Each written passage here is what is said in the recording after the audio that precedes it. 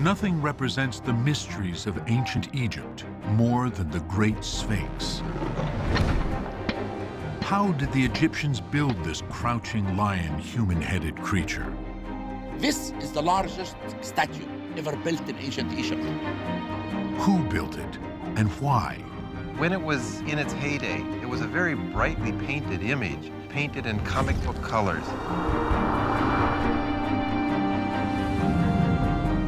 The riddles of the Sphinx have puzzled all who have laid eyes on it, from emperors to presidents.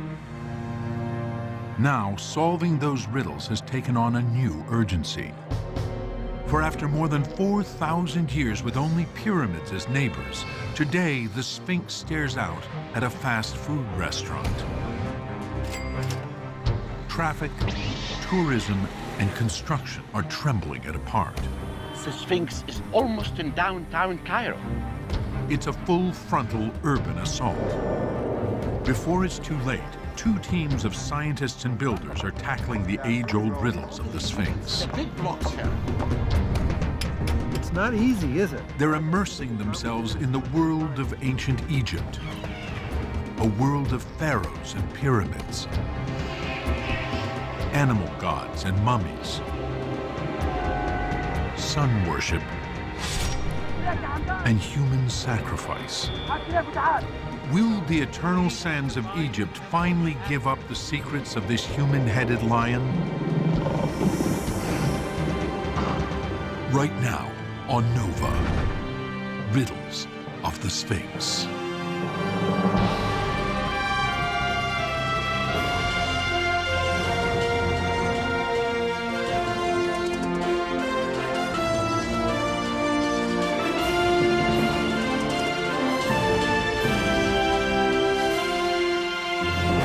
Major funding for Nova is provided by the following: ExxonMobil, taking on the world's toughest energy challenges. And by David H. Koch. And discovering new knowledge. HHMI. And by the Corporation for Public Broadcasting, and by contributions to your PBS station from viewers like you. Thank you. Giant paws longer than a city bus stretch out before it. A whipping tail wraps around its back. And its enormous body, about the weight of 50 jumbo jets, is on haunches poised to pounce. But this lion has a human head as big as a house. For this is the Great Sphinx. At nearly 240 feet long, almost the length of a football field, and almost 70 feet tall, the height of the White House, the Sphinx is the largest statue in all of Egypt, a land renowned for its oversized monuments. It's here at Giza, home of the Sphinx and the Great Pyramids, where building big really booms. Around 2500 BC, more than 4,000 years ago, the Giza Plateau is a desolate landscape. A visionary pharaoh named Khufu constructs the Great Pyramid. He's followed by his son and then his son's son, who build two more pyramids. Designed as giant tombs to ensure the king's safe passage to the afterlife, the pyramids and their surrounding temples transform an area of the Giza Plateau into a vast city of the dead.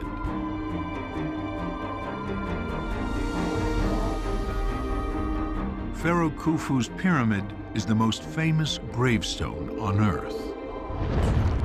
Khufu's architect probably stood here and looked out over the panorama behind me and maybe foresaw 3 generations of building here because of the excellent conditions for carving giant statues and for building pyramids and tombs.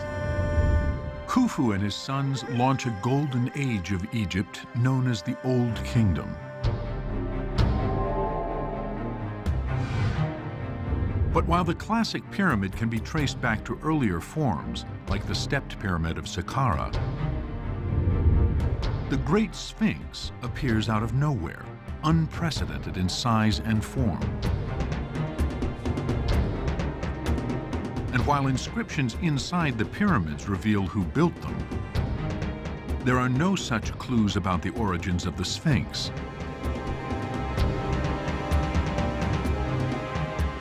What is this crouching lion human-headed beast? How did the Egyptians build this wonder of the ancient world? Whose face is this staring out across the millennia?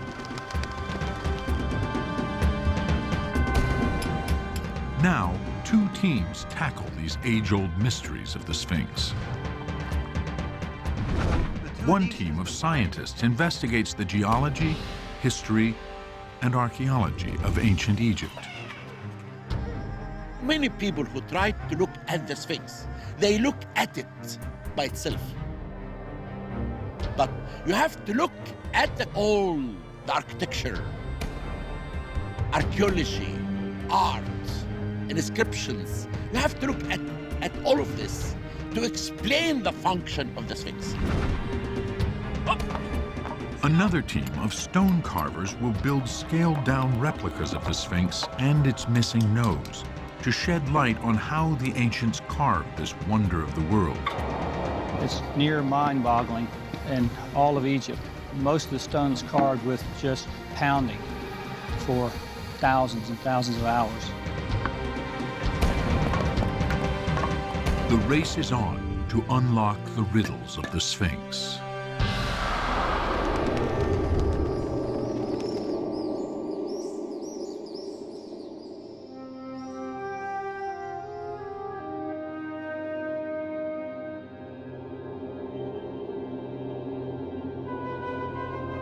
There have been thousands of sphinxes throughout history. But this Sphinx, the Great Sphinx, is one of the very first and is by far the largest ever built. So this was an age of experimentation. The Sphinx is an experiment. It was something new, something highly unusual. So where did the idea of putting a human head on a lion's body come from?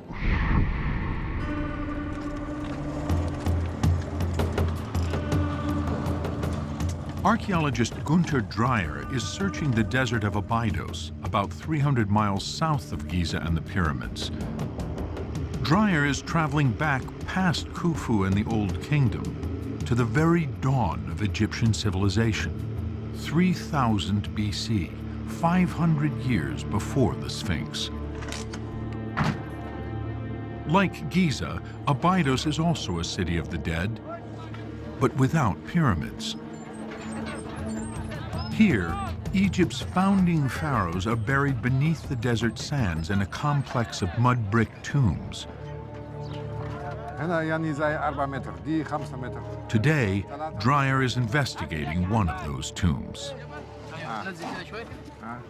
The tomb consists of 3 huge chambers underneath that mound over there. And in front of it, there are 3 rows of subsidiary burials, altogether 35. The main chamber was plundered in ancient times and the royal body stolen. But inscriptions found inside reveal a name, Pharaoh Aha, the very first king of Egypt's first dynasty. As pharaoh, Aha wielded absolute power. The Abydos excavation reveals evidence of human sacrifice. The skeletons of 35 healthy adults, most under the age of 20, all part of a mass burial. Even at that remote time, that is not a natural age of death. And so we may conclude they were killed to follow the king in his afterlife, to serve him there in eternity. The pharaoh and his worldly goods are buried at one end of the complex, followed by the 35 victims of human sacrifice in smaller tombs. And in the last tomb are even more bones. But these are not human. For identification, they were compared with modern skeletons. By sifting, we found a lot of animal bones, especially bones of lions. That was quite a surprise. Several lions died and were buried at the same time as the young adults, evidence that they too were sacrificed.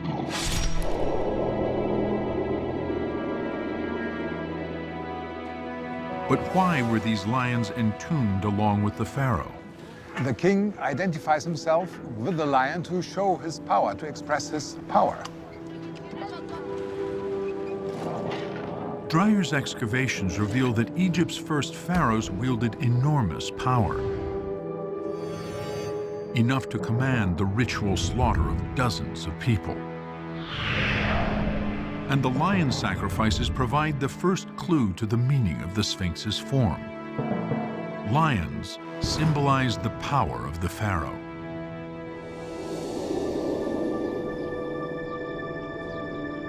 But the Sphinx is more than just a lion. It's also part human. Ancient Egyptians depict their gods as part animal, part human.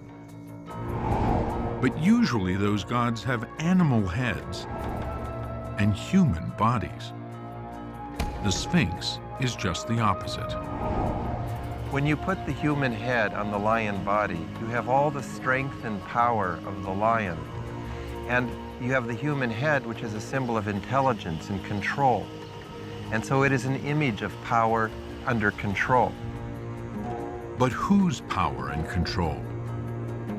The human head is actually wearing a scarf called the nemes. It's a headdress.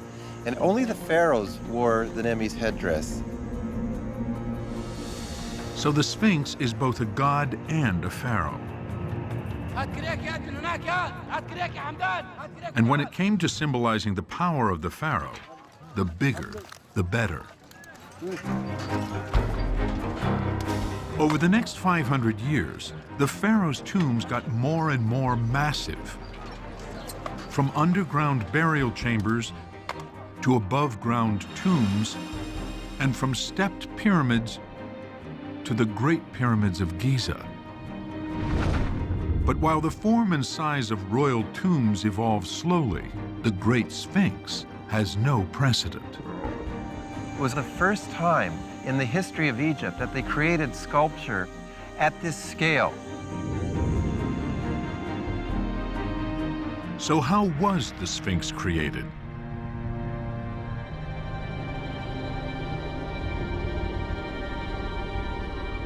Looking at its paws, it appears to be built with thousands of blocks. Was it constructed like the pyramids, by stacking blocks of stone? But a closer look reveals that its upper body and head are carved out of one huge rock. Does that mean it was carved like Mount Rushmore? Clues lie in the stone of the Sphinx and the rock around it.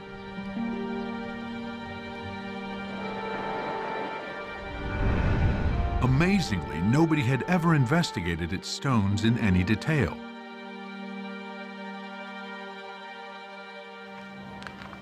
Until Mark Lehner, 30 years ago. Today, he's one of the world's leading Egyptologists.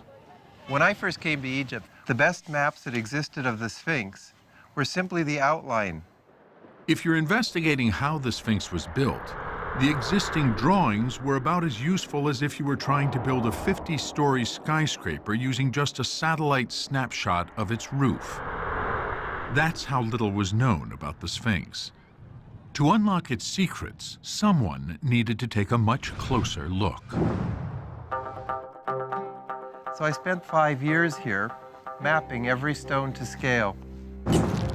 This was my office, and I would take my breaks here and have a stale cheese sandwich and a cup of Nescafe. Lehner's mapping gave him an intimate knowledge of the Sphinx, its stone, and the Giza Plateau. To begin with, the Sphinx is made of limestone. Close inspection of the limestone reveals how it was formed. You see a pattern that looks kind of like a brain coral, or almost like a sponge. All the limestone at Giza, including the body of the Sphinx, was once the floor of a sea. It was a seabed. So you have frozen into the stone various elements of seafloor life. Millions of years ago, the Giza Plateau was underwater. Sea creatures and plants died, falling to the bottom. Over time, their remains were compressed to form limestone. But not all limestone is created equal. Some limestone is formed from the soft sea bottom, and some from hard coral reefs. Together, they form a kind of layer cake of hard and soft limestone. The Sphinx is composed out of several different limestone layers. So it's as though you carved the Sphinx out of a layer cake. And there are gooey layers of soft frosting. And then there are intervening harder layers. The harder layers of rock have held up better than the softer layers. Today, it looks a lot different from when it was first built. Its original smooth surface has been eaten away by over 4,000 years of wind, water, and sand.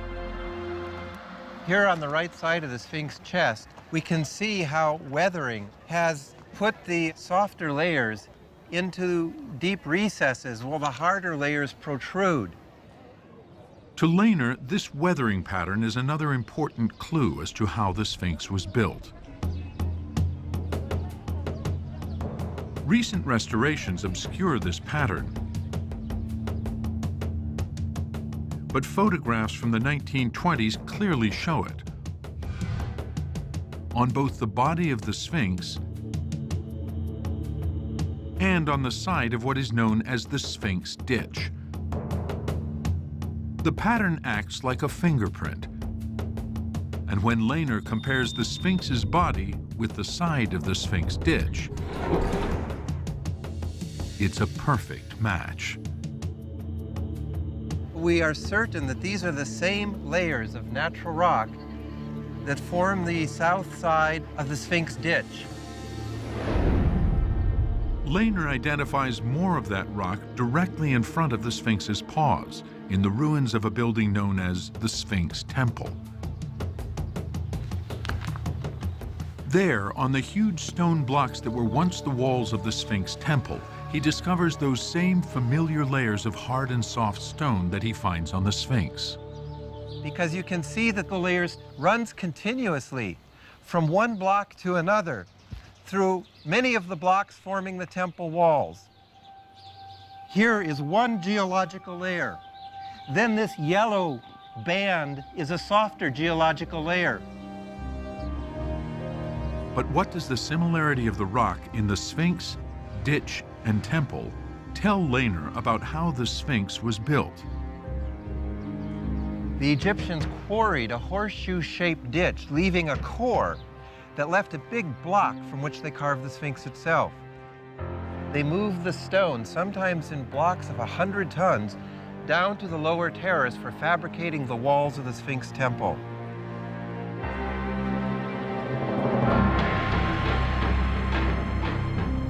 So the starting point for the Sphinx must have been a huge rock sticking out of the surface of the Giza Plateau.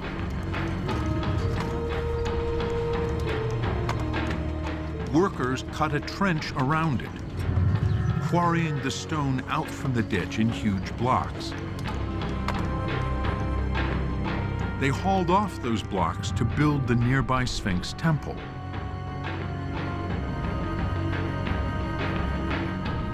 Then, sculptors carved the giant rock remaining in the center into the shape of the Sphinx.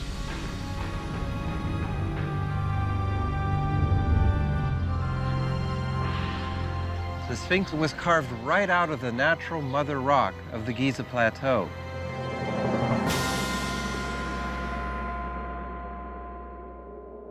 But knowing that it's carved right out of the earth is only half the mystery. How did they actually do it? Sculpting a human-headed lion out of 20,000 tons of limestone is no small matter. So, Fatih, we need to get two types of rock, two types of hara. To investigate the challenges faced by the ancient sculptors, archaeologist Richard Redding and Fahi Mohammed, a stonemason who has worked at Giza since he was a boy, team up to carve a mini Sphinx. So let's see what we can find here. And see They search for limestone that's as hard as the layer in the Sphinx's head. I think we've got it right here. What you can see is this one's nice and strong. It's like the head. Okay. Hop. Yalla. They find just the right stone in a nearby quarry. It's extremely heavy and hard, maybe too hard.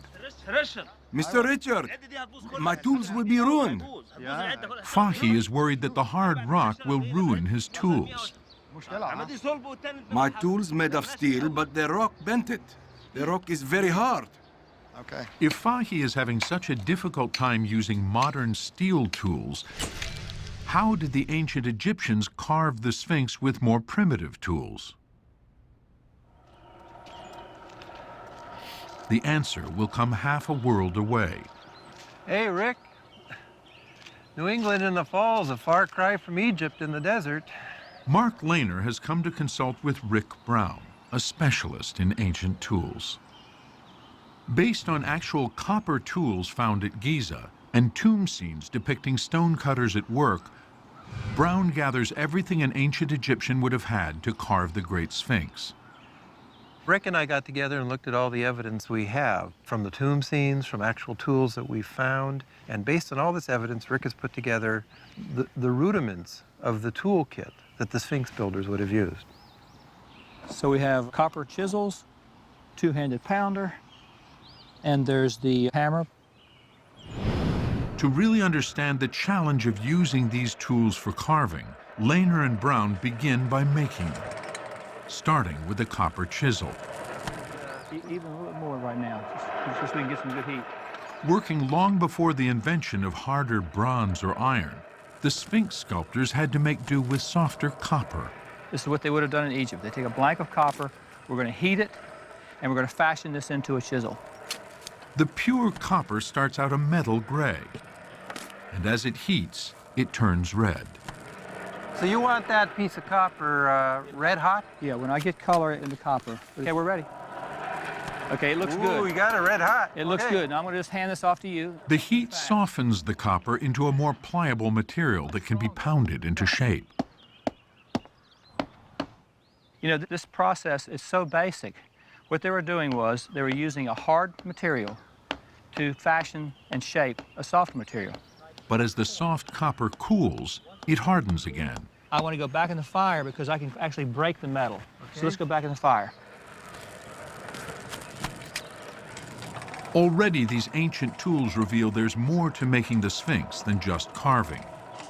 Charcoal was a crucial ingredient of making these monuments at Giza. So that they must have been trucking wood in and feeding these fires all day long, all year round, just to make the tools to make the monument.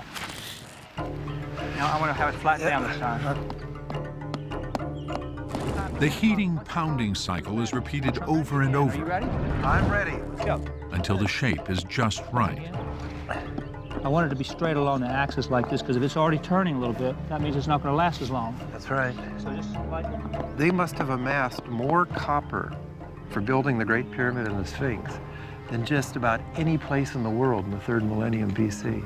I mean, it just must have been a huge cost in copper. But the copper chisel was the high-tech finishing tool of the Old Kingdom. The real grunt work was achieved with something much more basic: stone hammers. Mark, if you look at this photograph of the Tomb of Ti, there is a stone carver using a tool like this. And this is what I discovered. You have to really look carefully at these drawings because they give a lot of information. Based on this 4,000-year-old tomb painting, Brown and Lehner make their own hammers today. I want to use a harder stone against a softer stone. So you're using a stone to make a stone Exactly. tool. There's a whole lot of pounding going on. The grooves and lashing transform a simple stone into an effective hammer. It's not easy, is it? They probably did it as quickly as tying a shoe. Okay, let's try that. The thing about this is, I think the critical thing is it gives you a lot more action. He can work like that for many, many hours and not wear himself out. Now, Lehner and Brown will put the tools to the test. They're going to attempt to carve the feature of the Sphinx that's most conspicuously absent, the nose. There are stories that it was shot off by Napoleon's soldiers using it for target practice. But they turn out to be false. About 300 years before Napoleon, an Arab historian already mentions that the nose is gone. I think there's good evidence that it was snapped off intentionally. There's a deep wedge down the bridge, and there's another groove in the Sphinx's left nostril. I think somebody might have pounded these metal wedges and then it snapped it off to the south. While the original nose is lost forever, today Lehner and Brown, with just stone hammers and copper chisels, will carve a new one. Let's go to work. I'm just using graphite. Out of this 6-foot chunk of hard limestone, they will attempt to carve a nose nearly half the size of the original. We're gonna make this nose starting with tools like this. Those tools. Was that my idea? Yes. They dive in and quickly discover that hard stone is much more effective than the soft copper in these early stages. That's the evidence that the pounder, even though it seems primitive, is actually quite effective. But even with reinforcements and after hours of pounding, they barely made a dent. Will Lehner and Brown really be able to carve a nose with these ancient tools?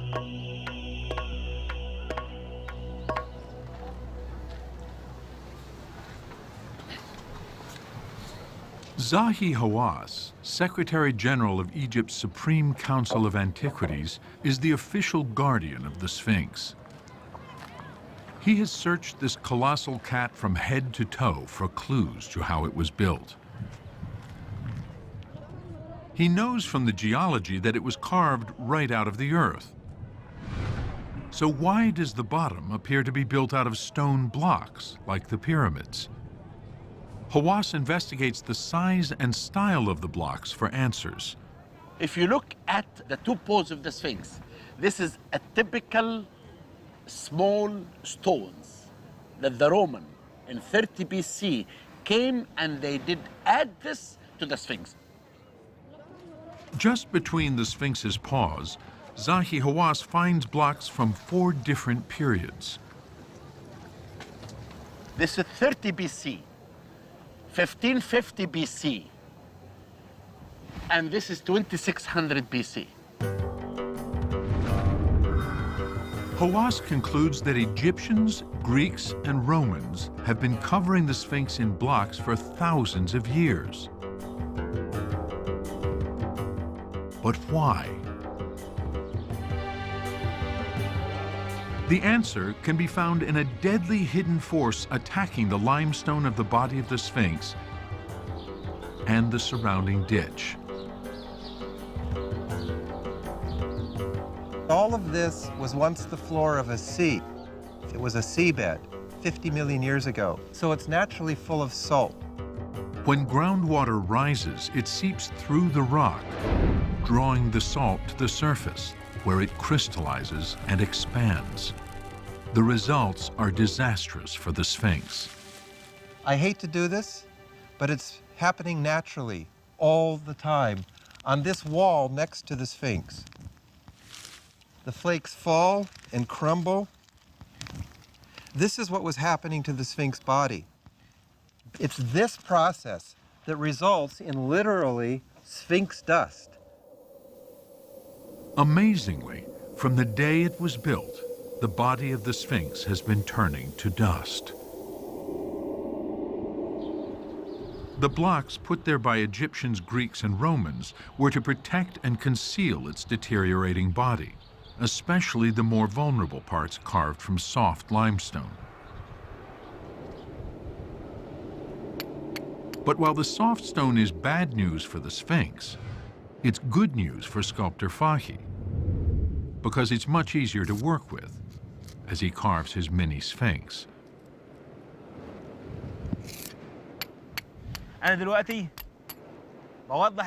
Now I am working on the foot of the back leg. I am sculpting the paw and the thigh. He makes quick progress because the stone is so soft. But now comes the hard part. Fahy reluctantly returns to the head, which, like the original Sphinx, is made of much harder limestone.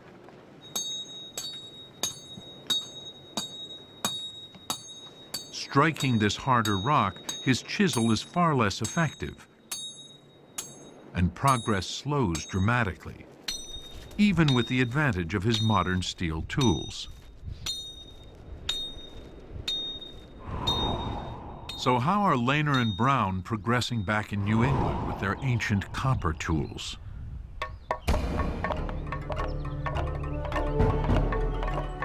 After days of work, their copper chisels and stone pounders are barely making a dent. At this pace, it's unlikely they're going to carve a nose out of this rock anytime soon. Unless Brown and his team resort to taking some shortcuts.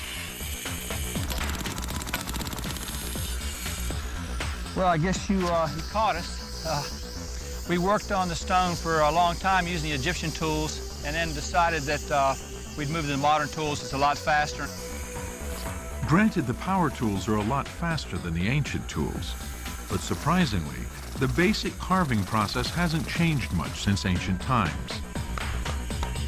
What the Egyptians would do is they would make these channels, these parallel channels. Then you come back with a flat chisel and blast out all that material in between. But while Brown's pneumatic chisel has a carbide tip hammering at 2,000 hits per minute,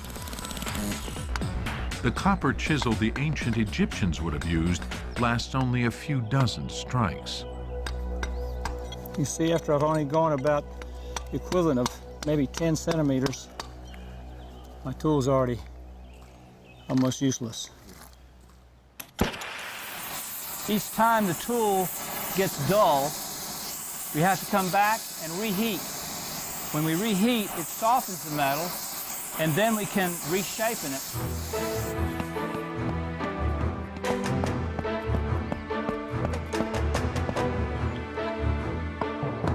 Brown is wearing down tools at an extraordinary rate.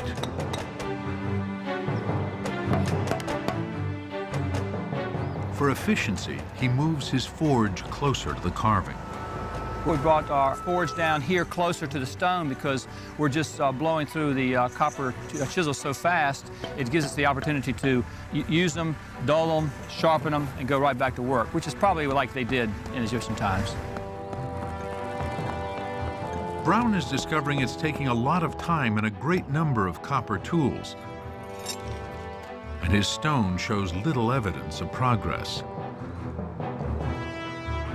It's hard to imagine this hunk of rock will ever be a finished nose, even one nearly half the size of what was originally on the Sphinx.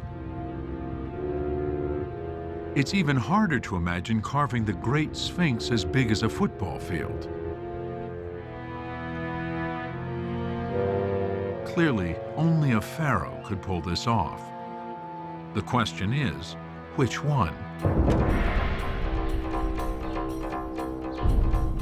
The location of the Sphinx undoubtedly links it to the pyramids. Whoever built the pyramids likely built the Sphinx. The problem is, the Sphinx appears to sit right between two pyramids built by two different pharaohs. The first and largest pyramid was built by Pharaoh Khufu, who reigned around 2500 BC. His son, Khafre, built the second, slightly smaller pyramid. Rainer Stadelmann, a leading Egyptologist, believes the head of the Sphinx represents the pharaoh who built it.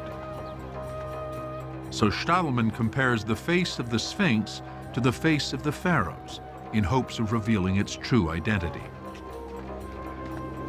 I remember when the statue was still standing. He turns to the only undisputed portrait of Khufu ever found, a small ivory statuette.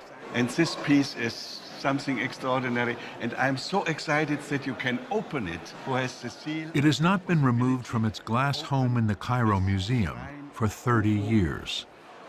It is something I would not have believed that we are allowed to do this, and this statue is a real masterpiece.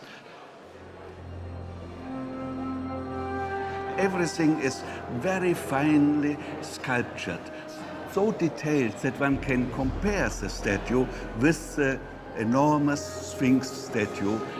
The face is, for me, the same face as the Sphinx. A square face, a little bit bitter mouth, the eyes are protruding. But there's also a less subjective clue. Unlike his son Khafre, the builder of the second pyramid, Khufu does not have a beard. The statue does not wear a beard. So I am quite sure the Sphinx, which has no beard at all, is the picture of Khufu. But Mark Lehner finds evidence that the Sphinx originally had a beard. And he believes the face of the Sphinx is the son, Khafre. An original beard would explain this very enigmatic bump on the Sphinx's chest. It starts right about here, and it's just right in position to support the long beard. The debate rages on. And I think the beard was original. The father, Khufu, It has no handbag. or his son, Khafre? We don't know, it might be. The Sphinx's identity crisis cannot be resolved by facial features alone.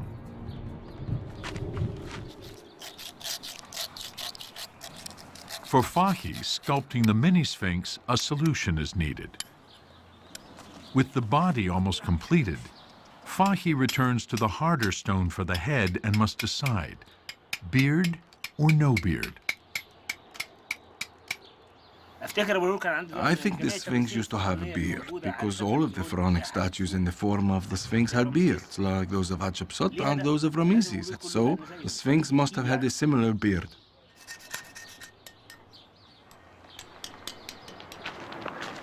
It's the crowning moment, as Fahy places the head on the body of his mini-Sphinx.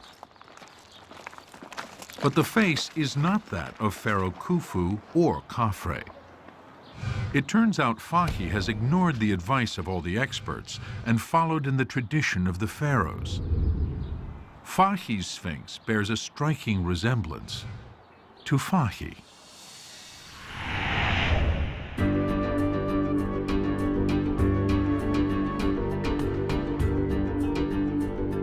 For more than 4,000 years, this curious creature has captured the imagination of kings and emperors, poets and painters, and presidents.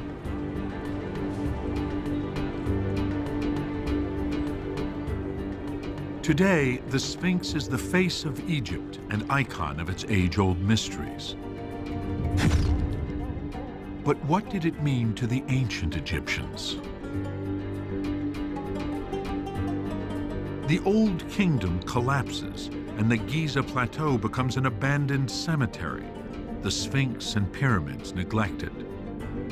Nearly 1,000 years pass, and the power of the pharaohs rises again in a period called the New Kingdom, beginning about 1500 BC.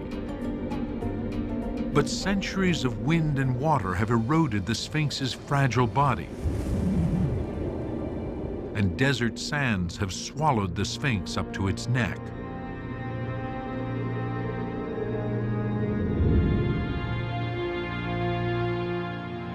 What happens next is written in hieroglyphs on a gigantic 15-ton granite stela perched between its paws. The inscription tells of a hero who rescues the Sphinx. A young prince clears away the sands, and the Sphinx rewards him by making him king. His name is Thutmose. Who was the first restorator on earth? I can say Thutmose IV. He ordered his people to build these two huge mud brick walls to protect the Sphinx from sand. Opposite the Sphinx's left haunch and above the Sphinx ditch are remnants of a mud brick wall. Some of its bricks are stamped with the name of Thutmose. Originally coated in plaster, the wall stood nearly 30 feet tall. And to restore the Sphinx's weathered body, Thutmose placed large blocks of stone on its paws. Look at these stones. That is the big stones that were added in the New Kingdom. And this stela also reveals a clue to what the Sphinx meant to New Kingdom Egyptians. When the kings wanted to record something that they wanted to last forever, they would write in stone, and they would write on very large stela, such as this one, in hieroglyphs. Kasia Spakowska translates two key hieroglyphs. You can see there's something that looks like a bird there. That's actually the sign of the falcon. That's the name Horus. Horus, depicted as a falcon, is one of the oldest and most important deities in the Egyptian pantheon. Egyptians believed that the pharaoh was Horus incarnate. And just below is the Akhet, the horizon, with the two mountains on the side and the sun disk in between. When the falcon and Akhet hieroglyphs are combined, they form Horus on the horizon, the name of an Egyptian god who guards the entrance to the afterlife. This is the identity of the Sphinx in the New Kingdom. To ancient Egyptians, the horizon was the entrance to the afterlife. Just as the sun sets over the horizon and rises the next day, they too believed they could be reborn.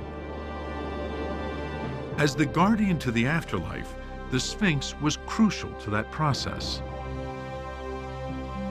Thutmose, by clearing away the sands, was not just saving the Sphinx, he was saving a god. And he does more. Close inspection of the face of the Sphinx reveals traces of blue paint still clinging to its ear. The evidence suggests Thutmose gives the Sphinx a New Kingdom monumental makeover. We're used to seeing the Sphinx as this beige-colored monument out in the desert. But when it was in its heyday, reborn in the New Kingdom, it was a very brightly painted image, painted in comic book colors.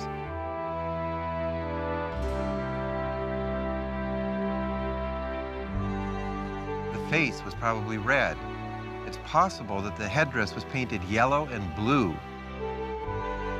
And this painting of the Sphinx was something that for the Egyptians probably brought it to life. The great Sphinx, revered as a god, guarding the entrance to the afterlife. A statue of its savior, Thutmose, overlooking a royal chapel nestled between its paws. Protected from the howling winds and sand by a tall retaining wall, and brought to life in vibrant color.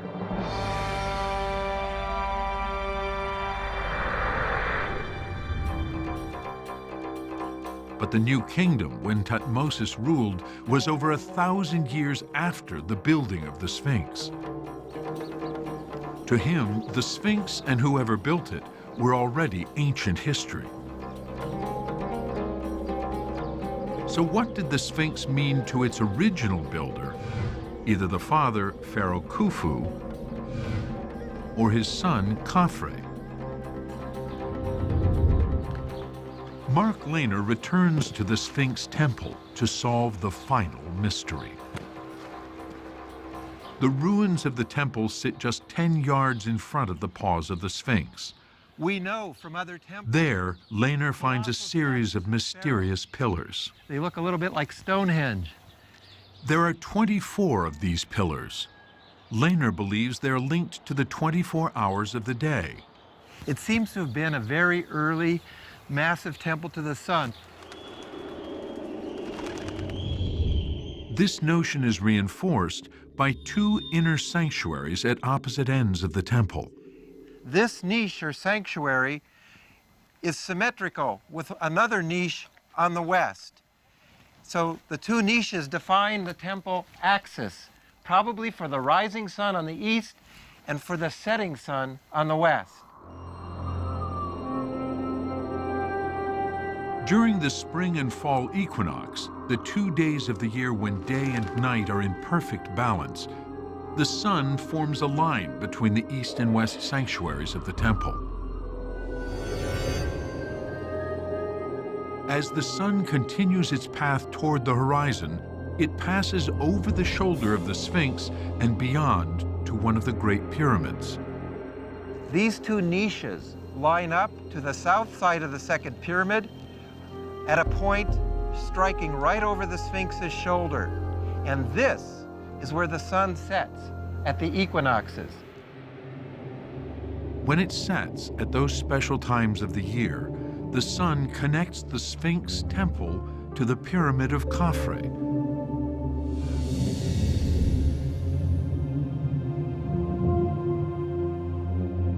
And because the Sphinx temple and the Sphinx were part of the same engineering project, they must have been built by the same pharaoh. And it's this line, this astronomical alignment, that's another clue that ties this temple and the Sphinx to the reign of Khafre, the builder of the second pyramid.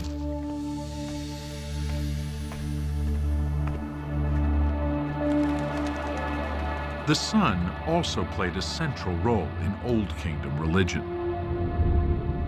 Ancient Egyptian art depicts a god supporting the sun disk as it travels over the horizon to the afterlife.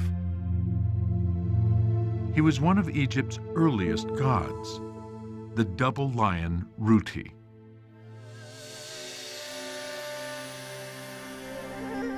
After adding up the evidence, the original meaning and identity of the Sphinx becomes clear. To its builders in the Old Kingdom, the Sphinx, as a lion, was a symbol of the king. Like Ruti, the Sphinx was also a god, guardian of the horizon, the entrance to the afterlife. The solar alignment on the equinox reveals that the Sphinx, Sphinx Temple, and Khafre's pyramid are intimately connected. Their singular purpose was to ensure the pharaoh's safe passage to the afterlife.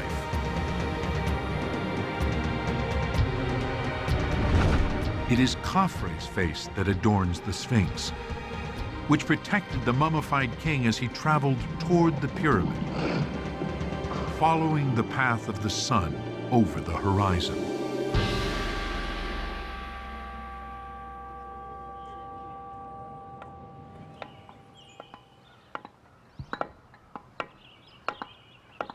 Back in New England, Rick Brown and his team are finally completing their scaled-down Sphinx nose. They're putting on the finishing touches using replicas of ancient copper chisels in hopes of estimating how long it took to carve the Great Sphinx. Hey, Rick. Mark. So you guys have been at it 2 weeks? Just over 2 weeks. All day long. Every day. Every day? All day? Well, that's a pretty good-looking nose job. I'd like to know how many hours total it took for this nose, because that might give us an idea how long it took to carve the Great Sphinx. Although Brown had resorted at times to using modern machinery to speed up the carving, he's gone to great lengths to work out how long it would have taken using just ancient tools. And we calculated we could do 200 hits in 5 minutes over and over again and sustain that for an 8-hour day. By measuring the amount of stone chipped away, he can calculate how much stone one worker could remove. It would take 40 hours for one person to remove 1 cubic foot of stone. Based on Lehner's scaled drawing, they calculate how much stone was removed from around the Sphinx. That big block and that big block, you got those out of there.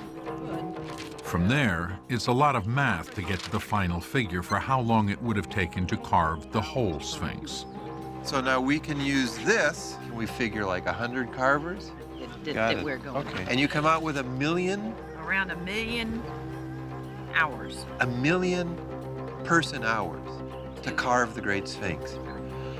Well, that's impressive. And if they spread that 1 million hours over 100 people, they come up with a rough estimate. So it took 100 carvers, 3 years to carve the Sphinx. 100 carvers, 3 years. But by carving the scaled-down nose, Brown and Lehner have discovered that those 100 people for 3 years is just one part of a greater enterprise. To build the Great Sphinx, there must have been an army of people, cutting wood to stoke fires in forges, making tools, sharpening tools, running them back and forth, and pounding away at the giant rock that would become the Sphinx. People was the power of Egyptian times. That's how they built the pyramids. That's how they built the Sphinx. That people power used to build the Sphinx and the pyramids did even more than create monuments we still admire today. Marshalling all their human and natural resources to create this monumental complex at Giza must have had a huge effect on the Egyptian state and its economy. The pyramids and the Sphinx did as much to build Egypt as the Egyptians did to build them. Building the pyramids and the Sphinx actually built Egypt. And the clues to solving the riddle of the Sphinx were hidden in plain sight. The record was in the geology. It was in the archaeological record. It was in the changes that the ancient Egyptians made to the landscape for building things like the Sphinx. Animal, human, and God, carved from the very earth and inspiring the imagination of people throughout time. The Great Sphinx has achieved the dreams of its creators, eternal life.